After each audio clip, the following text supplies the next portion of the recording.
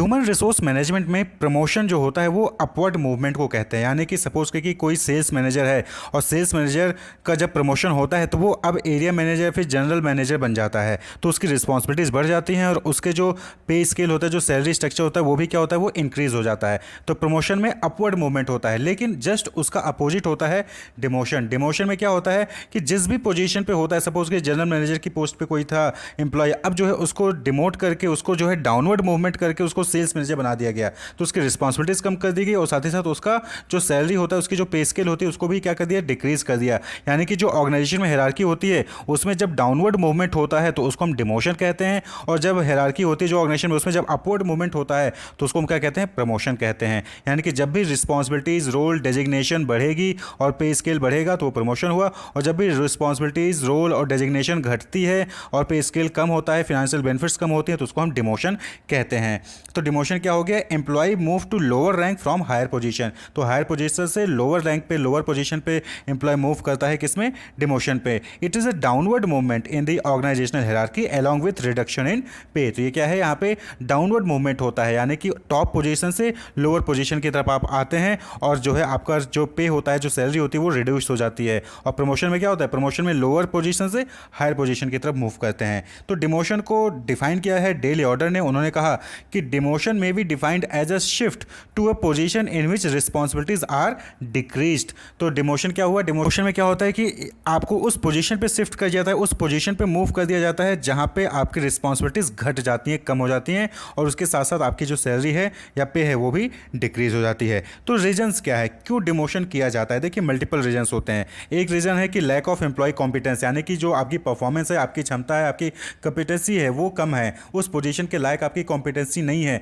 और तो फिर आपको क्या कर दिया जाता है, आपको डिमोट करके लोअर पोजीशन पे डाल दिया जाता है। टू मेंटेन डिसिप्लिन, यानी कि सपोज कि आप जो है हायर पोजीशन पे थे, आपने कोई गलती की, आपने कोई फ्रॉड किया, या फिर आपने कोई भी मिसबिहेव किया, रूल रेगुलेशन को तोड़े हैं, तो आपको पनिशमेंट देने के लिए आपको क्या कर दिया जाता है, डिमोट कर दिया जाता है, जिससे कि डिसिप्लिन बने रहे, आगे चल के आपकी पोजीशन पे जो भी काम कर रहा है वो ये काम गलती ना करे, इसलिए जो है एज अ पनिशमेंट डिमोशन किया जाता है। वर्क लाइफ बैलेंस, बहुत बार ऐसा होता है कि आप जब हायर पोजीशन पे होते हो, आपका प्रमोशन होता है, फिर हायर पोजीशन पे होते हो, तो आप फैमिली को टाइम नहीं दे पाते हो, आप जो है करियर के रिलेटेड या फिर स्टडीज़ को टाइम नहीं दे पाते हो। तो जब आपको उसके लिए टाइम चाहिए होता है तो आप क्या कहते हो, अपनी रिस्पॉन्सिबिलिटीज़ को कम कर लेते हो, अपनी पे स्केल को कम कर लेते हो, तो उसको उस केस में भी क्या होता है, आपका डिमोशन कर दिया जाता है, ताकि आप वर्क लाइफ बैलेंस बना सकें, यानी कि काम के साथ साथ अपना करियर, अपना स्टडीज़, अपनी फैमिली को भी टाइम दे सकें। जितना ज़्यादा बड़ा पोजीशन रहेगा, हायर पोजीशन पे रहेंगे, उतना ही ज़्यादा आपका एंगेजमेंट ऑर्गेनाइजेशन के साथ होता है, और जितने लोअर पोजीशन पे रहेंगे उसमें क्या होता है कि आपका जो है फैमिली और फ्रेंड्स के लिए भी टाइम निकल जाता है, करियर के लिए भी टाइम निकल जाता है।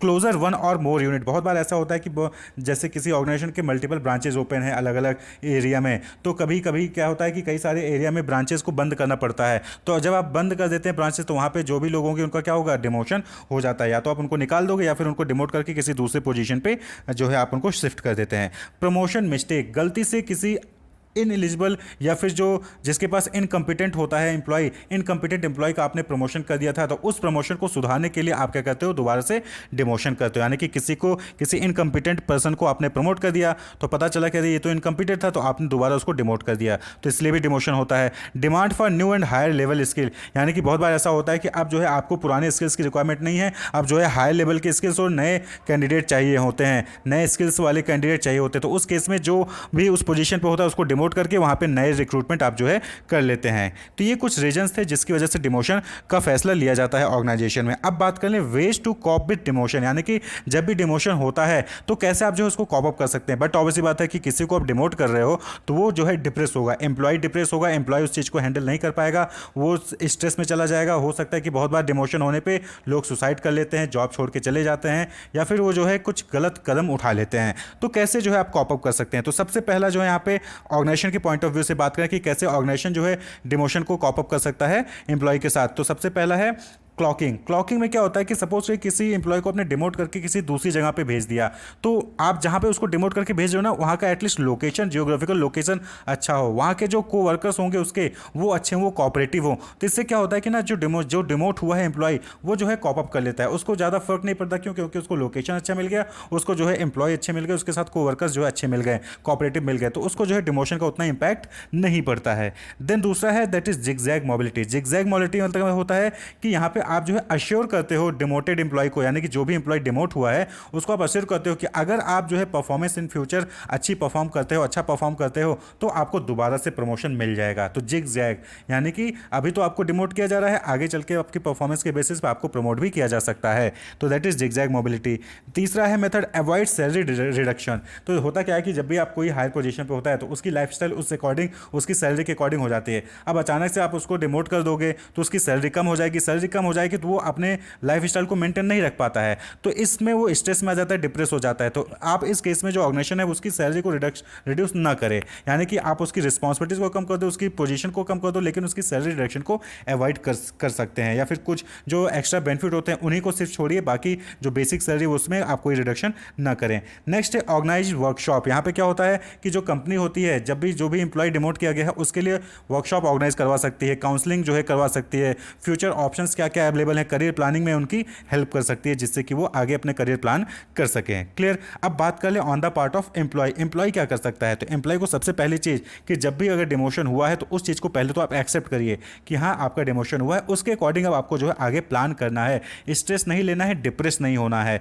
Learn to cope with it, यानी कि आपको कॉप करना सीखना चाहिए। डिमोशन हुआ है तो इट्स ओके, आप जब भी ऑर्गेनाइजेशन में जाएंगे, डिमोटेड वाले पोजीशन पे जाएंगे तो आप नॉर्मल बिहेव करिए, आप जो है स्ट्रेस मत लीजिए, आप ऐसा मत शो होने दीजिए कि आप डिमोट होके आए हैं। क्लियर। तो आप जो है इसके साथ कॉप अप करने की कोशिश करें। डो नॉट गेट डिप्रेस होने की जरूरत नहीं है। डिमोशन, प्रमोशन, ये सब लाइफ के स्टेज है, ऑर्गेनाइजेशन में होता रहता है। आज आप डिमोट हुए हैं तो कल आगे आप परफॉर्मेंस अच्छा करेंगे तो आप प्रमोट भी हो सकते हैं।